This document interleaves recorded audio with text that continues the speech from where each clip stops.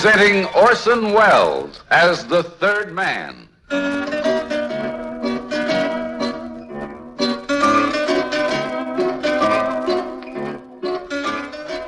The Lives of Harry Lime. The fabulous stories of the immortal character originally created in the motion picture The Third Man, with zither music by Anton Karas. The scene is Rome. The time is not so very long ago. 100 bells in the Eternal City have just finished announcing midnight when Sir Evan Lawford, who's just spent a long, hard day with a lot of other diplomats at an important UN meeting and has topped the whole thing off with an interminable official banquet, puts his key in the lock of the door in the Hotel Excelsior and opens it, treating himself at the same moment to a well-earned yawn.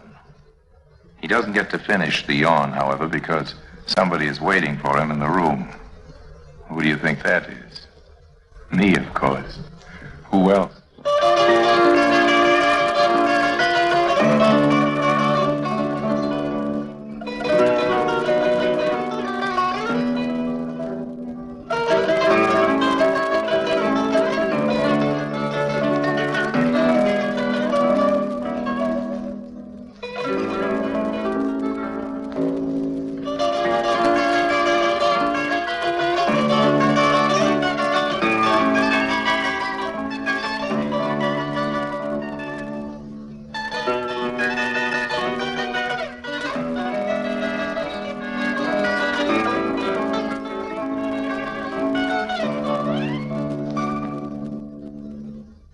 And now, Orson Welles as Harry Lime, the third man.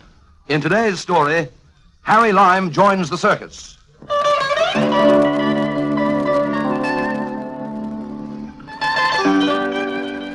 Just answer me this. I come back to my hotel room and find you in possession. How did you get in? Now, Sir Evan, you were pretty highly placed in British intelligence during the war. For all I know, you still are. You ought to know something about getting into hotel rooms. Purely routine, isn't it? I dare say. Well, what are you after? Well, not the secret papers or the plans for the fort or the crown jewels, Sir Evan, I assure you. No, I'd just like a couple of minutes of your time. Look here, I'm bone tired, and if you really want an appointment... I have a photograph here. I'd like you to identify it. It's just a snapshot.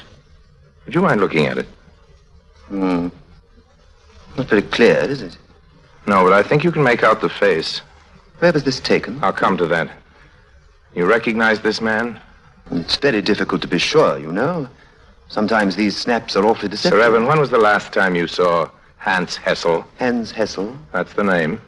I saw him only once. It was in 39. I don't think we exchanged more than a dozen words Sir together. Evan, you have a reputation of knowing more than any man alive about the Nazi hierarchy. At least any man on our side of the fence.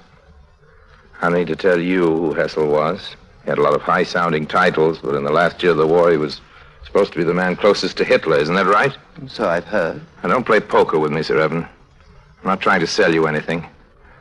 Hessel was a kind of secretary of the Treasury, am I right? No, that was Schacht. I mean of Hitler's Treasury. Hessel was a super confidential secretary, and the way I hear it, the custodian of the Führer's personal wealth. You seem to have a lot of information yourself, Mr. Well, that's a sort of hobby of mine, information, Sir Evan. Besides, none of this is top secret, anything like that. There's been a lot of talk around about Hitler having a lot of hidden wealth, treasure and gold or something, only it's never been discovered. The whole thing is probably a legend. There's a tremendous lot of rumors. Your people took that rumor seriously enough, Sir Evan. I happen to know of several operatives who spent the last 3 years trying to locate that treasure and trying to track down Mr. Hessel. Hessel was a war criminal. He was wanted by the Allied authorities. Yes, and he's never been found. He's the only man except Bormann who got away, the only important one. Oh, he probably didn't get away, you know. He was almost certainly killed in Berlin. That's the official version, yes, but he left the bunker several days before the end, probably on some secret mission for the Führer. But nobody knows precisely what happened to him after that. This photograph? I wouldn't call this proof, Mr. Lime. No, I'd want to know first where it was taken and by whom. I'd want to know a lot of things. That's what I'm here to tell you. I'm also interested in motives, Mr. Lime. What's yours? Patriotism? Public spirit? No. Money. I see. Very well. What's your price? We were discussing my motive, not my price. My motive is money. My price is very cheap. Well, what is it? To tell you what I know, Sir Evan? To tell me what you know. I want you to give me your personal word regarding that photograph. That's my price. Do you identify it as a picture of Hans Hessel? Well, you know, it might be a case of extraordinary resemblance. There have been instances like that. I want you to tell me the truth, Sir Evan. According to the best of your belief, is that photograph a likeness of Hans Hessel? It is. Thank you very much, Sir Evan. And now I'll tell you what I know about it. It was taken in Coburg. That's a small city in the Austrian Tyrol. When was it taken? 11 months ago. 11 months ago? Mm-hmm. But then Hessel is Good still... night, Sir Evan. Where are you going? I'm going to let you get some sleep, Sir Evan. You told me you were tired. But you promised to tell me all you know. That is all I know, Sir Evan. Practically all I know. But if Hessel is still alive... Hessel is 200 feet underground, Sir Evan. He's been dead a long time. Good night now.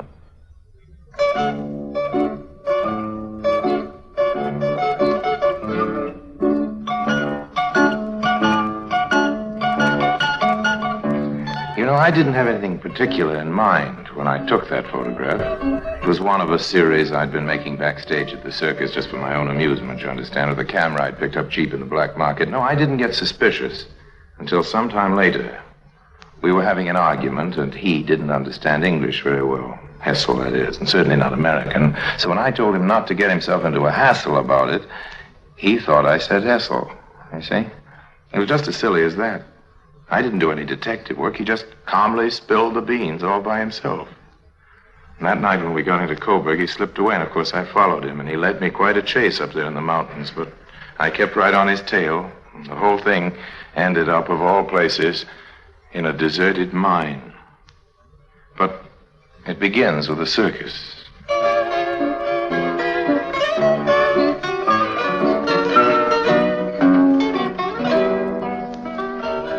But the star of the show was Louisa.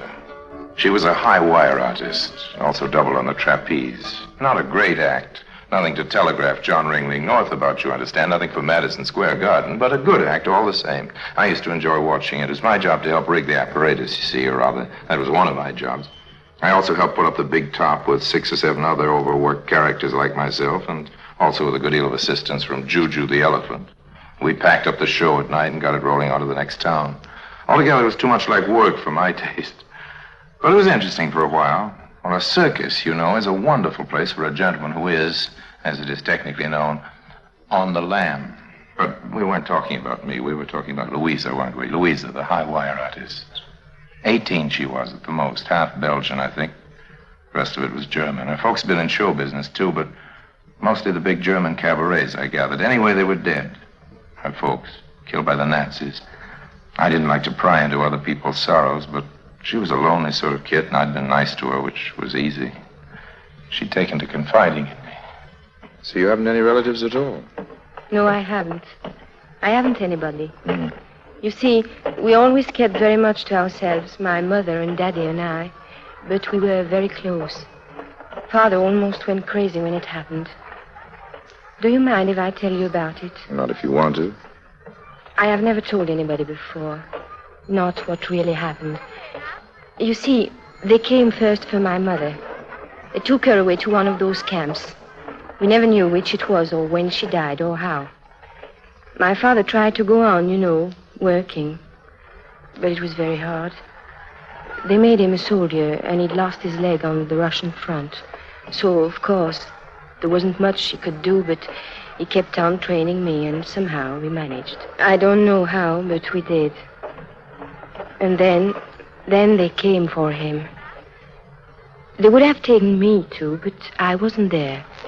It just happened I was off somewhere trying to get something to eat. And Harry, you know what they did to my father. You really want to tell me? Yes, I want someone to know. Such things should not ever be forgotten. They didn't take him to a camp, Harry. This was in the beginning of 44. Did you ever hear of Hessel's Mobile Liquidation Squad? No. Well, it was the invention of that Hessel. He was one of the top Nazis, you know, toward the end. He never allowed himself to be photographed, but we heard about him all the same. He had trucks that went around to all the little towns. The trucks were really portable gas chambers, and they used to load the people into the trucks and kill them that way. It saved a lot of time and money. And you know something, Harry? This was late in the war, and they didn't want to stir up the people, so the trucks were camouflaged, decorated to look like circus wagons. The little children used to gather around outside and look at the pictures of the clowns and lions and tigers and things like that, while all the time inside they were killing people. That was Dr. Hessel's invention. Well, you shouldn't keep thinking about it. It doesn't do any good. I think of that man all the time, Harry. What man? Hessel. I told you. The man responsible for that wagon. Hessel was his name. I don't know what he calls himself now. But he got away, you know, Harry. He escaped from the bunker and was never found. But someday he will be found. Be sure of that. There are many of us all over the world looking for him. And someday one of us is bound to succeed. I only hope it's me. I don't believe you. What do you mean? Oh, I believe your story, all right. It's just this vengeance business that doesn't convince me. Of course you feel bad about it. I don't blame you, but stop trying to act tough, baby. You can't make it. You're just not the type. You're wrong. Wait till you know me better.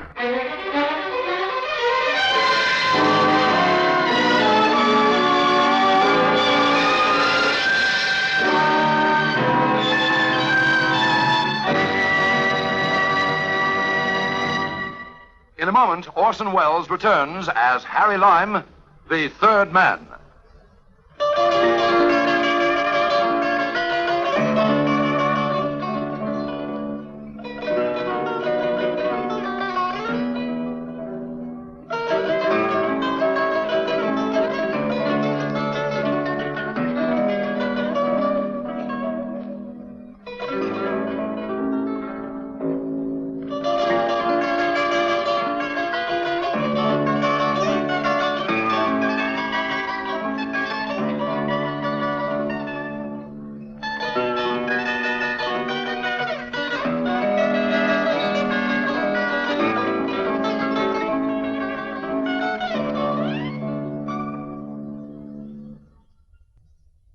And now, Orson Welles, as Harry Lime, the third man, continues in today's story, Harry Lime Joins the Circus.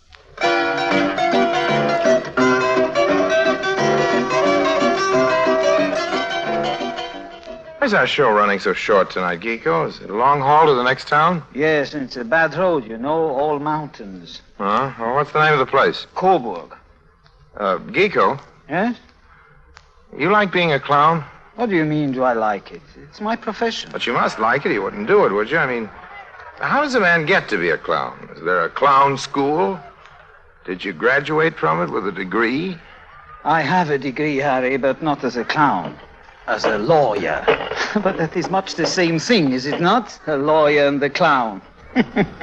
Particularly nowadays when they are making here in Germany a mockery of justice. Okay, old man, okay. Don't get yourself worked up about it. I just wanted to know. I'm not worked up about it, Harry.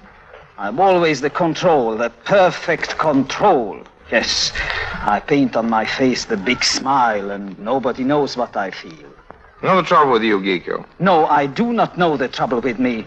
What is the trouble with me? You're corny. Corny? Corny and square. I do not understand you. You wouldn't.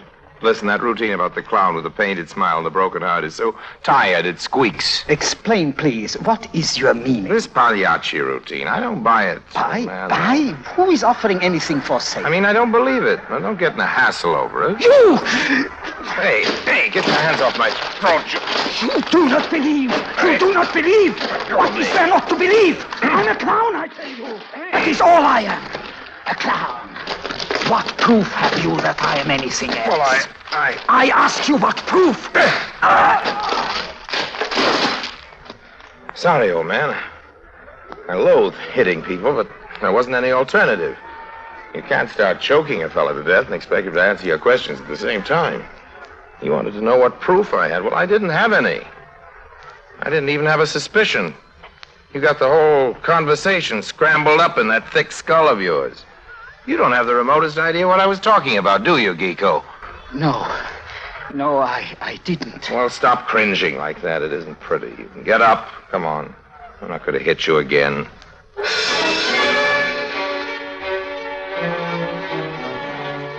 Geeko plunked that square, heavy body of his on a camp chair and started squinting at himself in the cracked mirror, which was always kept for last-minute repairs near the entranceway.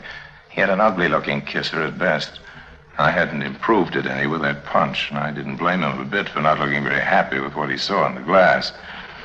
He got out his sticks of paint and began making repairs. I stood watching him. I cannot see why you have suspicions about me. I have nothing to hide. You seem to have one particular thing in mind. What is it, old man? It is not me. It is you who have said You it. don't dig me at all, do you? Dig? What do you know about digging? There are many mines in these mountains, many in Coburg. Go on, old man. What is there to go on about? I don't know, chum. You find your own cues. I don't give them to you. What about the mines? I know you are a secret agent, but why torture me? Who is it you work for? The pig dog Americans? The British? No, old man, I don't work for anybody. I work for me. Then where have you this information? You poor, dumb cluck. I haven't any information, but you're giving it to me just as fast as you can. If I knew a little more, maybe we could make a deal. You know enough already. If you are not a secret agent, I will kill you. I think I will kill you anyway. Because if they know about me, I have nothing to lose. And if they do not know about me, it will be better to make you silent. You have a wonderful brain, Geeko. Listen. Listen to what? Those big wooden wheels clanking around inside your skull. Those are your thoughts, Geeko, old man. Clankety, clankety, clankety, clank. There goes your other eye, Geeko. Geeko, you are now. Where's Geeko? Geeko is resting, Herr Kranzel. He'll be with you in a minute. Oh, there he is. What's happened? Is he drunk? No, he just got overexcited. Come on. I come. I go. One other thing. Yes? I'll be watching your act, Geeko. Make it funny.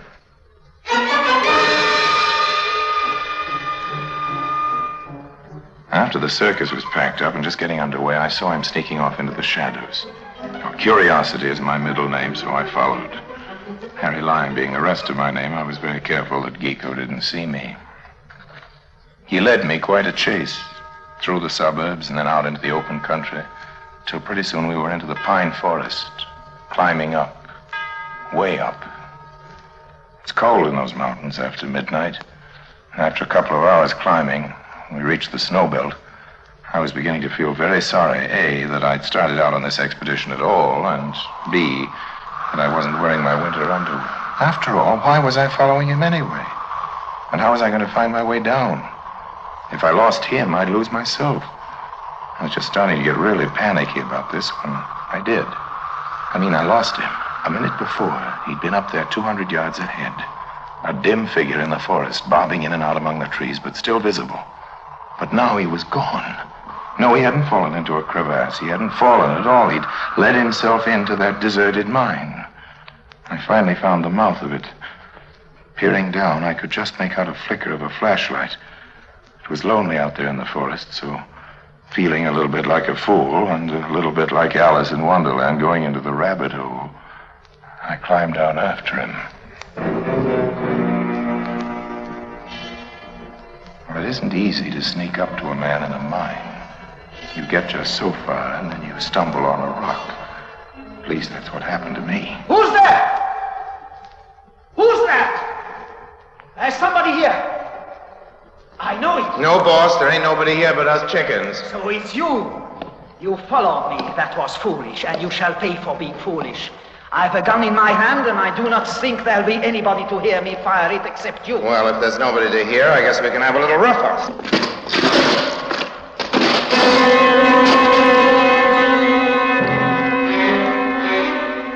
I tried a flying tackle, and it worked. Geeko crashed down like a ton of bricks. And the next thing he knew, I had his gun. No! You will not shoot! No! It was almost pitch black in there. I couldn't see what he was up to, but I could hear him running up toward the mouth of the tunnel. I started after him. I'm pulling down a support! No use to shoot, I'm closing you in!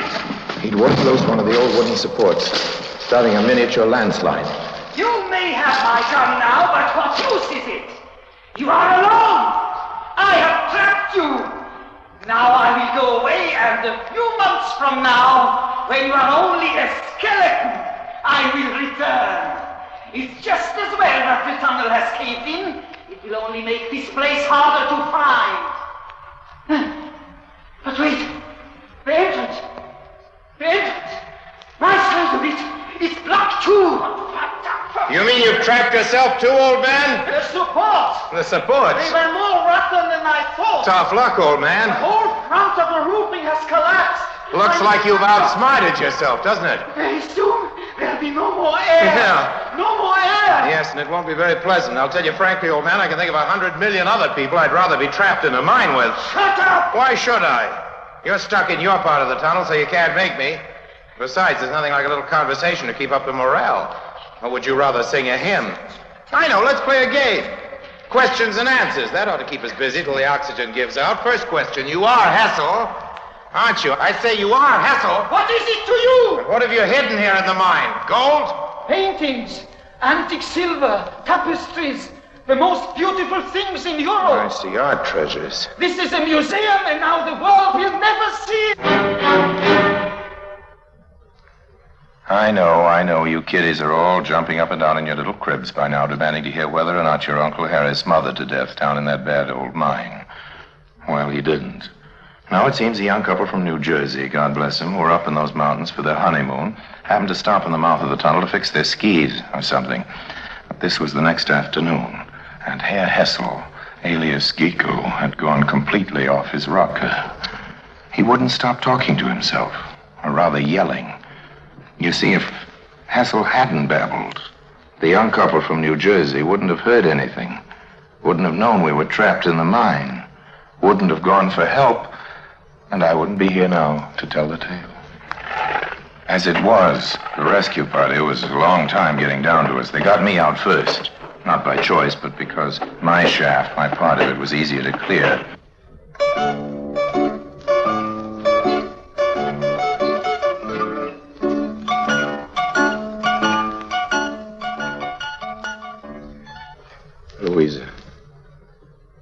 Louisa, is that really you? Yes, Harry. Just finished the drink. What happened, Louisa? What are you doing here? Nothing really, just trying to help. Nothing? Nothing, she says? Ach, what modesty has the young Fräulein. You wouldn't be here now, my friend, if it weren't for this lady. How do you mean? It doesn't matter, Harry. Finish your drink. You see, we could only manage to open a very small part of the tunnel with our pickaxes and drills. The only way to get you out in time was to dynamite the second shaft. Well, we couldn't just throw in the dynamite. You would have been killed. It had to be done with care. The charge had to be laid in just the right place. And the only person small enough and also smart enough and athletic enough to do the job was this young Fräulein from the circus. Now, just a minute. I'll go get you some more schnapps. That means you saved my life, Louisa. Louisa, why are you crying? Oh, please don't, honey. Here, take my handkerchief. Oh, Harry, don't you understand? Gecko was Hessel. Sure, I understand. I'm the one that found out. But I'd sworn to kill him, Harry, and now I'm going to save his life. Well, that does seem a waste of your good time, Louisa. Besides, how did you find out? You had told me when I was down there laying the charge. And now what I've done is save the life of the man I'd dedicated my whole life to killing. Well, maybe it's just as well, honey. After all, vengeance is a pretty messy sort of racket. Does it say in the Bible? Listen to me up there! Listen! Hey, that's Gecko. He's yelling something up the shaft. The dynamite! The dynamite? The dynamite opened the other wing! He says the dynamite opened the other wing. What does that mean? Does it mean he can get out on his own? In the other wing was my gun! I have my gun now! You understand? He says he's got back his gun. I have it back! You will not take me out of here alive! Heil Hitler! He's killed himself. Oh, I remember now. What do you remember, Harry? Well, what it says in the Bible about vengeance. Vengeance is mine, saith the Lord. Yeah, that's right, honey. Come on, let's get down to town. Have some dinner.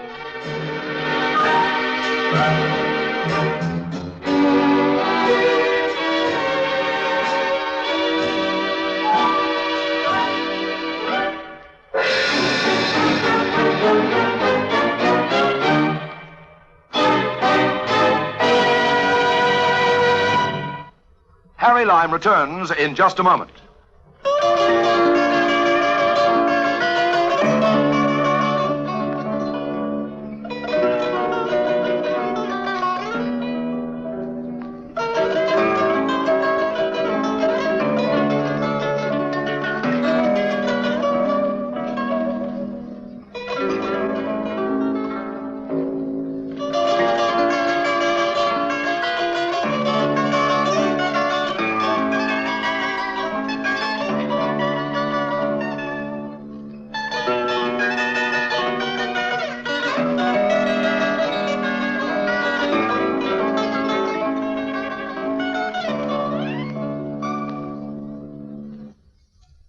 And now, Harry Lime.